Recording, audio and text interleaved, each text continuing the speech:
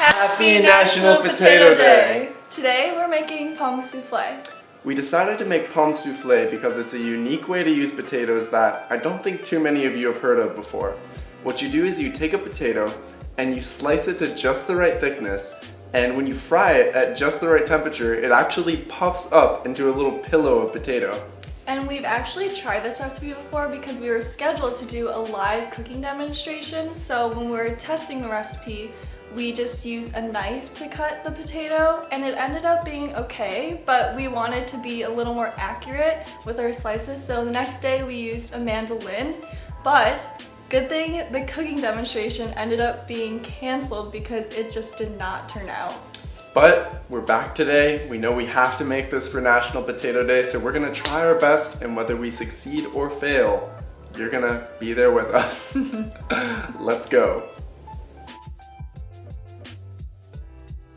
Begin heating a pot of oil to 300 degrees Fahrenheit. You can use any neutral oil, but we decided to go with lard because it doesn't smoke or splatter as much. Next, wash and peel 2 to 3 russet potatoes. Then, using a mandolin, cut them into thin slices approximately 1/8 of an inch in thickness. Now, with your oil preheated, gently place your potato slices into the pot and jostle them to make sure that none of them cling together and that they cook evenly.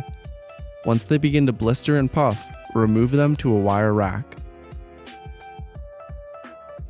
Once all of your potatoes are done with their initial fry, turn the heat up to 375 degrees Fahrenheit and place them back in the oil until they are golden brown and, ideally, puffed.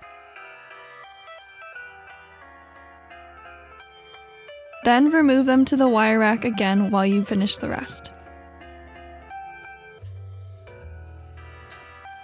Once they're all done, place them in a large bowl and toss them with some salt and a seasoning of your choice. We went with this Japanese furikake seasoning, which consists of nori, seaweed flakes, black and white sesame seeds, pickled shiso leaves, and umeboshi or pickled plum flakes.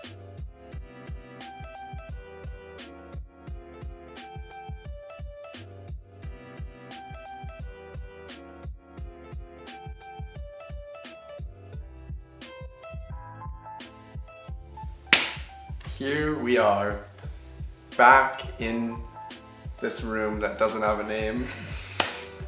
Back in the intro room. So we've made Pommes Soufflé. We've been bested again, I will say. Once again. This is our third time trying it. This recipe just does not like us. The first time we did get some good puffage. Yeah. And that's why we pursued this further. Exactly, because we're excited. It looked really good, but then we tried it again and it completely failed. And this time, you can see, maybe, that might be completely out of focus. We did get some, like a few that puffed a little bit. Nothing that puffed completely. But this is the thing about this recipe. The worst that could happen is you end up with some long potato chips. Yeah, I mean, it's gonna end up tasting good no matter what, unless you burn it, but I'm sure you won't do that. You're not gonna burn it. Yeah, but... So at the end of the day, you still have something tasty.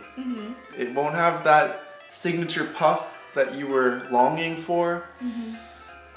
But hey, maybe it's time to undertake something challenging for National Potato Day. I think it's time that we try these half-puff potatoes. It is time. Bink.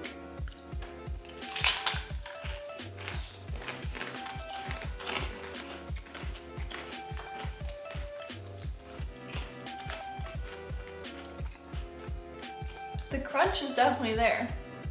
Oh man.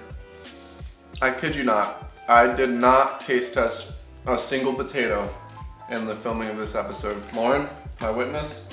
He did not. I didn't eat a single one of these. That, oh my gosh, that was the climax of my day.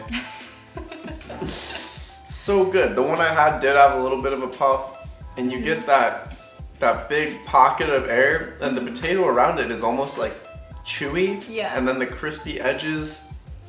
You get multiple textures, and I love this furikake that we found, this seasoning. They sell it at Japanese grocery stores, and to be honest, I kind of don't buy that one because it's loaded with all these artificial ingredients. This one we found at our local little supermarket, loaded with all these natural ingredients. It's just seaweed, black and white sesame seeds, dried umeboshi, which is a sour pickled plum, and shiso leaf, which is like a kind of like the perilla leaves that we had the Korean barbecue episode, which you can check out. So that's really tasty. I'd recommend checking that out. If you guys like this video, even though it was a fail, don't forget to give us that thumbs up. Hit subscribe if you want to see more cooking vids from us, and maybe some vlogs in the future. We'll see you guys in the next episode. Bye. Peace.